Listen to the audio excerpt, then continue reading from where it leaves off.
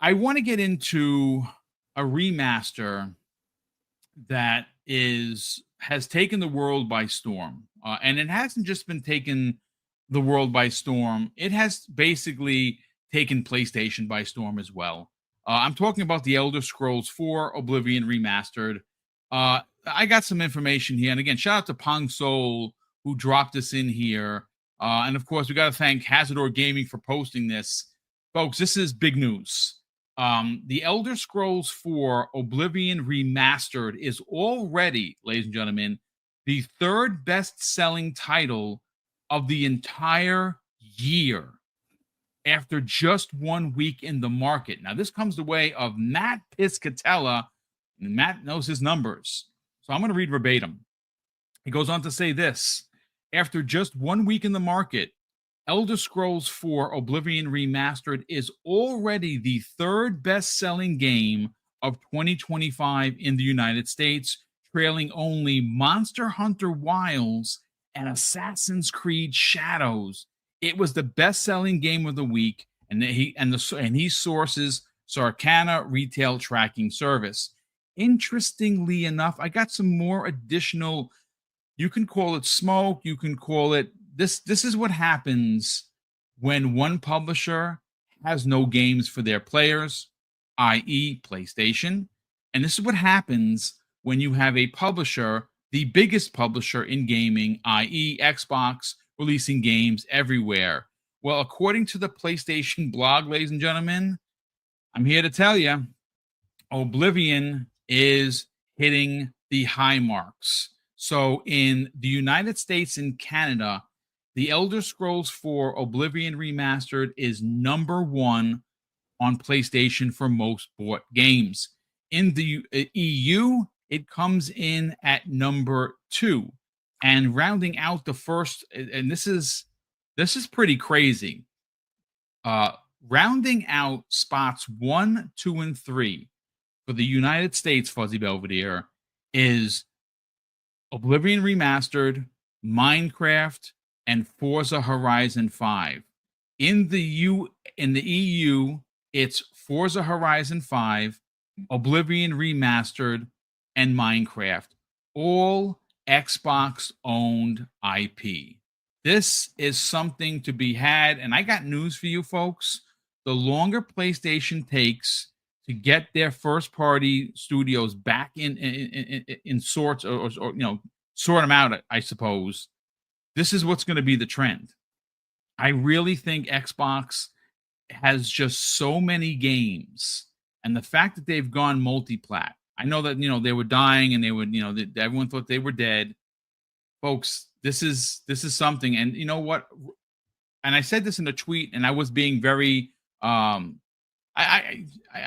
guess you can call it scandalous, if you will, but that's how you do a remaster. What we saw with Oblivion is how you do a remaster, not the way that they continue to do over at PlayStation. Their remasters of the remakes and the remastered of the remake and the remake of the remaster is a little ridiculous at this point, and they need to be better. And a perfect example of starving for content is PlayStation players making these 3 games, 1, 2, and 3, in multiple countries. Let's get your thought on this, Fuzzy Belvedere. What was it? The good old Trojan horse. Yeah, it's great to see that the remaster is doing as well as it has. The fact that people like myself, because I didn't play the original one, I'm having fun with it now, being able to play it, and the visuals are up to date. Like looking at it the way it used to look compared to now, it's like night and day.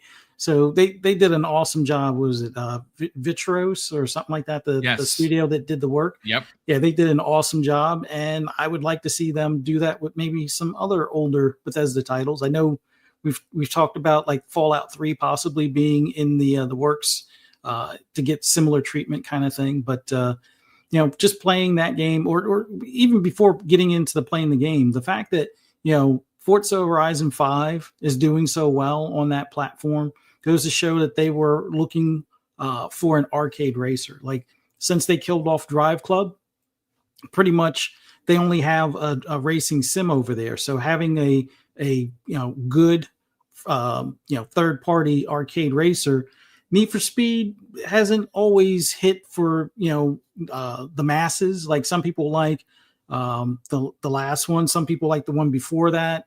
It's been hit or miss lately with Need for Speed overall, but Forza Horizon seems to be doing really well over there, as well as now Oblivion doing really well. Minecraft is always going to do well everywhere, kind of thing. But just the fact that a 19-year-old remaster that has modern visuals or more modern visuals and mechanics to it, with some updates on like the not the grind, but like the leveling and so forth. I think it goes to show that Xbox being the center of RPGs at this moment, it's paying off for them, having all those studios that do great work as far as RPGs, where you can take their remaster, update it, and it still do well for retail. I can't imagine what until I guess Ghost of Yotai comes out, what Sony's first party is doing. Although we do know Marathon is not too far down the road. I guess that Marathon's like a month or so before Ghost of Yotai. But a little game called Arc Raiders kind of had a better showing this past weekend, and I guess there was a little bit more hype behind that. But enough about PlayStation. Just the fact that Oblivion's doing well, something that didn't have advertising or marketing, beforehand. Just a few of us in the podcasting scene talking about, it should be soon. We've heard about it and it's in the works and everything, and then for it to shadow drop, I think that goes to show a shadow drop can actually still do numbers if it's a good game that you're shadow dropping. Not a knock to what was the other one from Tango Gameworks. Crap! Now I'm having a brain fart. Oh, like for what, a remake? No, the what was the game? Oh, you talking about Hi-Fi Rush? Yeah, Hi-Fi Rush. That one was a good game, but it just, I think it was a timing thing where the gaming media didn't want to give it its shine, just for the fact that it was an Xbox exclusive at the time, so they kind of ignored it.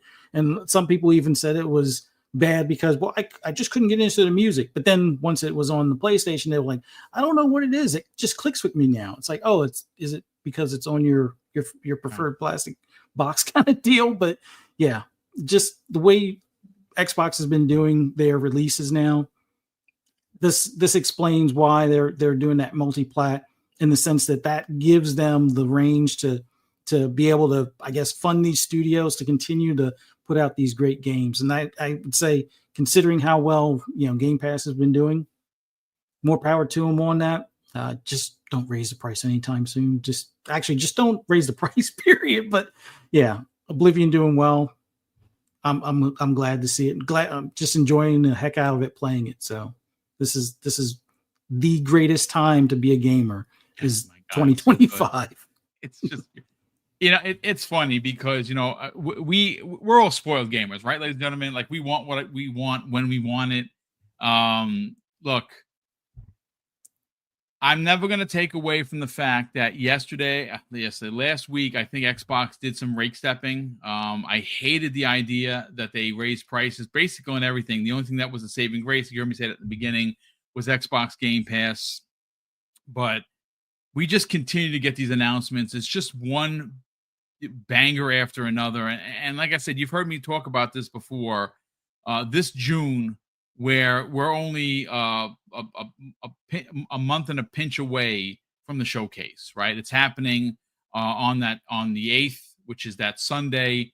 And, depending on who you listen to and who you speak to, we all keep hearing that it's going to be bigger than last year, which is just incredible to even consider, because I was there and I cannot believe that it would be better than what happened last year. Last year's show was a 12 out of 10. Anyone that says otherwise, I'm sorry, I'm going to put you on the pay no mind list. That show was flawless.